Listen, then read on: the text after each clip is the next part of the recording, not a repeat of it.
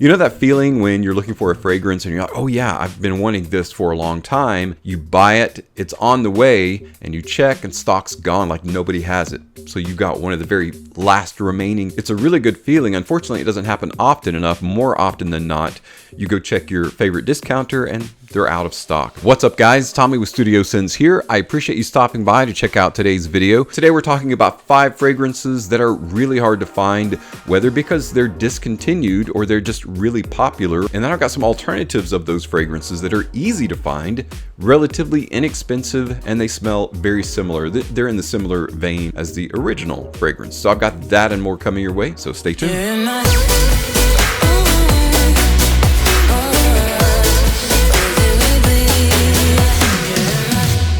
Welcome back everyone to today's video about discontinued fragrances and their cheaper, easier to find alternative. In most cases, these are discontinued or they're just really hard to find. I know of at least one in the list that's not discontinued. It's just getting harder to find because of various reasons, popularity being among them. So to help broaden your fragrance experience and lower your frustration level, I have chosen some fragrances that are very similar, kind of in a similar vein as these original fragrances, as an alternative that are easy to find, very inexpensive. They're also very high quality. So let's jump into this so you can get to saving money and time.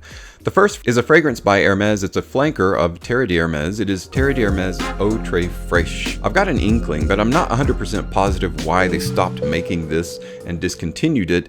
It is a fantastic fragrance. Oh, and for each one of these fragrances, I'm going to give you an idea of what the aroma is like so that A, you can figure out whether you'll like it or not, or B, you'll figure out kind of what to look for in terms of similar fragrances, like the ones that I'll be recommending. To me, Terre d'Hermès Eau Très Fraîche smells like a freshly laundered and pressed linen shirt, enveloped with just a hint of orange blossom spreading out from the steam of the iron. You've got that bright citrus, very strong floral geranium. There's woody notes, patchouli and cedar, but also what keeps the fragrance light, because Terre d'Hermès happens to be kind of a heavy fragrance, but what keeps Eau Très Fraîche feeling light, fresh, and perfect for summer are the aquatic notes in the open, mingling with the citrusy notes, the orange and lemon notes. Terre d'Hermès Eau Très Fraîche is a great find. If you don't happen to have it though, and you want something similar, I'm going to give you 2 recommendations on this one.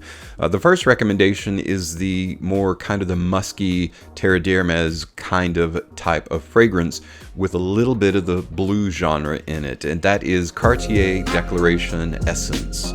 Declaration Essence has that Eau Très Fraîche kind of feel to it, but it strays from the citrus side, the citrus and the light aquatic, and goes more into the spicy, musky territory with just a bit of texture to it, like leather orientation. So it's closer to Terre d'Hermès, but it does have that lighter feel that's in Eau Très Fraîche, just again on the spicy, musky side. So if you like that side of Eau Très Fraîche, definitely check out Declaration Essence. However, if you're leaning on the aquatic or citrusy side of Eau Très Fraîche, myself and many other people have found a really nice similarity between Light Blue Forever and Eau Très Fraîche, especially in that dry down.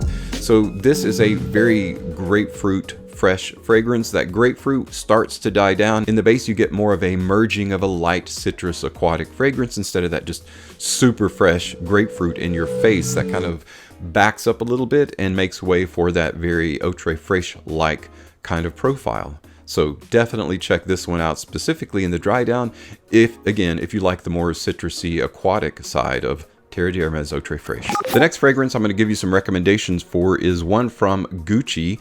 It is currently discontinued. It's not necessarily hard to find, but if you're wanting something that's similar to it but not exactly like it, I've got some recommendations to make. It is Gucci Guilty Absolute. Gucci Guilty Absolute has pretty much made a name for itself for a very strong, staunch medicinal leather kind of fragrance. In describing the aroma of Gucci Guilty Absolute, I feel like it's similar to when someone opens up an armoire that's full of leather jackets, belts, blade straps with various tools and medicines used in 18th century home remedies. Or it smells like you're breaking a stallion and racing a finely tuned Lamborghini in tandem. It's just one of those super manly. Remember the billboards of the old Marlboro Man? It's like a cowboy lighting a cigarette with a desert scene in the background or something. It's like the most manly thing you can think of. That's Gucci Guilty Absolute. So if you can't find or don't want to pay the price for Gucci Guilty Absolute, there is a fragrance that I can recommend that's very similar, though not quite as, it doesn't quite go that deep in terms of the very strong medicinal. In fact, you might even like it a bit better than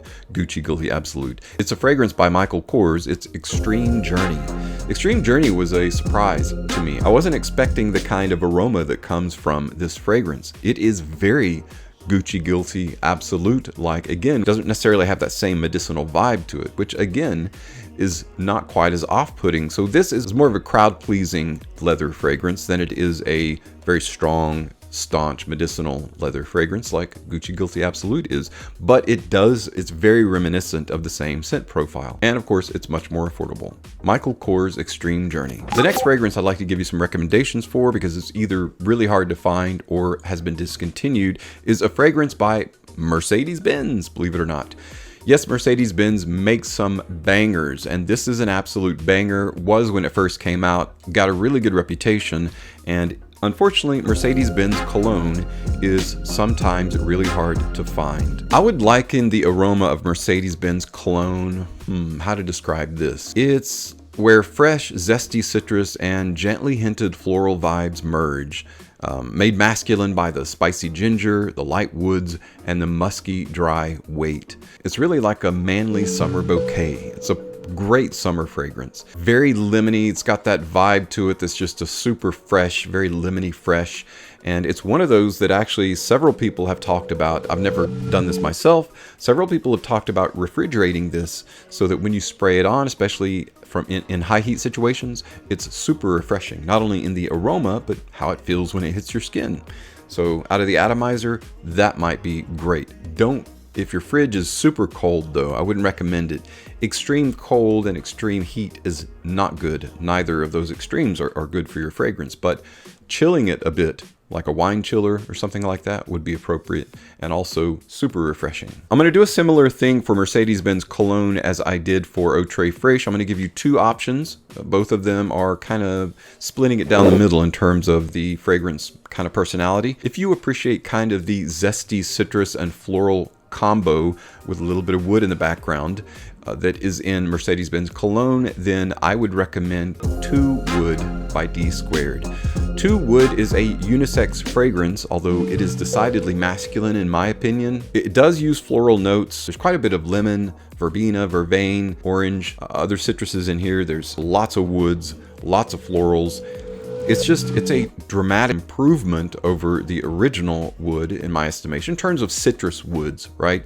Because this is definitely a citrus woody fragrance that is very similar to that side of Mercedes-Benz cologne. However, if you want to lean more or rely more on the refreshing citrus, masculine, zesty edge, as opposed to the floral, woody, citrus side of Mercedes-Benz cologne, then the fragrance that I would recommend would be the 2015 version, because there's an earlier, I think 2003 or something, version, but the 2015 version of Eau de Rochas Homme. Eau de Rochas Homme is a super masculine, fresh, lemony, zesty fragrance. This one opens with green lemon, bergamot, mandarin orange. It's got lavender and vervain in the heart. It's got mugwort, vetiver in the base. You get that super lemon freshness that's in Mercedes-Benz cologne, but it doesn't sacrifice anything in terms of the body and how it feels, and in terms of the performance. Performs really well. This one probably the better out of the two, although I really do like 2 Wood because it's a more, again, floral woody side of Mercedes-Benz cologne. But you have 2 options because both of these are readily available. Either 2 Wood or Eau de Rochas Homme. Quite a few people think that Christian Dior's Dior Homme cologne, I think the 2013 version, smells very similar to Mercedes-Benz cologne. It actually really does. The only reason I'm not recommending that is because I'm trying to save you money, and that's going in the direction of paying more instead of paying less. So I think you really appreciate these similarities in these 2 fragrances, and of course the price that you'll pay. They're very inexpensive, especially Eau de Rochas Homme. I really don't think Tommy Hilfiger intended this fragrance to be as popular or become as popular as it has become, but it's just a really good oriental designer fragrance that when it first launched was inexpensive and very accessible, very easy to wear, and it's one of my favorite kind of apple orchard kind of fragrances. I am talking about, of course, Tommy Hilfiger's Impact Intense. Impact Intense is a sweet fragrance. It smells like you acquired an armful of antique wooden apple crates that were stored in a dank basement, along with canned apple goods. It's kind of like a sweet orchard steeped summer. Because of the oriental nature of the fragrance and the spices, it definitely punches through clothing. It's a great cool weather fragrance, and it performs really well, especially for an inexpensive designer fragrance. But it is getting harder and harder to find. Most of the time you'll find a 50 ml bottle, 1.7 fluid ounces out there for more than you want to pay, 60 plus bucks. Apple-centric fragrances are a love of mine, and I really enjoy this one, especially that kind of damp wood apple combination that's just super nostalgic for some reason and smells great on the skin. Once again, I'm going to give you a couple options to choose from. This fragrance here is John Varvatos XX or 20th edition. You might be thinking, why is he recommending this? This is a coffee fragrance. Yes, you're correct, 100%, not taking that away from you. It is more of a coffee-oriented, light gourmand fragrance, but you can't deny the whole apple theme. There's red apple in the open. It's a very sharp, crisp red apple note. Another similarity is the sweetness of this fragrance is very similar to the sweetness of Impact Intense, so it definitely has that going for it. There is a second recommendation. If you like that whole apple orchard appeal and feel, if you like that vibe, a little bit more on the gourmand side and maybe just a bit more sweetness, but not a cloying, overdone sweetness, then a fragrance that I can recommend in lieu of Impact Intense is going to be Born in Roma Coral Fantasy. If you really like sweet, fruity, gourmand fragrances, it's really hard to do better than Born in Roma Coral Fantasy. The name is terrible, the fragrance is great, the aroma is great, the performance of this is surprisingly good in view of the fact that fruity fragrances often have a terrible half-life. They don't have a tremendous bit of longevity that you can rely on. This one you can, and it's quite the banger. Like, it does have really good projection. Valentino is definitely one of those brands or labels similar to like Dior, Ralph Lauren, that is well known, so they can charge just a bit more. So you're going to be paying just a little bit more, but the quality is commensurate with the price. Speaking of coffee, because we were talking about JVXX, John Varvatos 20th edition, which is kind of like a coffee-oriented light gourmand fragrance, there is another fragrance that is coffee-oriented, and it is unfortunately discontinued. It is not often talked about, but I really enjoyed it and enjoy it on the occasion that I use it and I wear it, and I do wear it. It is Nikos for Men. Nikos for Men is the titular or pillar fragrance for the brand. It's just a really nice overall coffee fragrance. In fact, that's how I would describe the aroma. Dry, sweet coffee grinds filtered through the lens and appeal of an old-fashioned haberdashery. Kind of like just an old-fashioned men's shop, right? Where you're going to find certain things from yesteryear, pre-war items, things like that, but you have that smell of coffee grinds in the background. Very dry, lightly sweet, and very appealing, and that is Nikos for Men. This one is very hard to find though, and of course it's discontinued, so you're going to be paying eBay prices if you do want to buy it, but there is a similar fragrance, really inexpensive, and it's from kind of an underdog brand. I really like this brand. I do talk about their fragrances simply because they are an underdog, and I want to give them their due attention because I think they're really good, in particular their gourmand fragrances, but their pillar fragrance is Pepe Jeans for Him. Pepe Jeans of London is the one that I'm talking about. London is Calling is a newer fragrance by them that I'll be reviewing soon, but their pillar fragrance is actually a really nice coffee fragrance, but it does have that sweet, dry combination that is very reminiscent of Nikos for Men. It's got a little bit of sweet fruit in the open. You've got mandarin orange, bergamot, a little bit of pineapple. Lavender and nutmeg make up the heart. Amber, vanilla, and coffee are the trifecta that creates the base and pretty much envelops the entirety of the formula. It's just again, a light, dry, sweet, coffee-oriented fragrance that performs equally as good as Nikos for Men, and again, it's readily available, very inexpensive.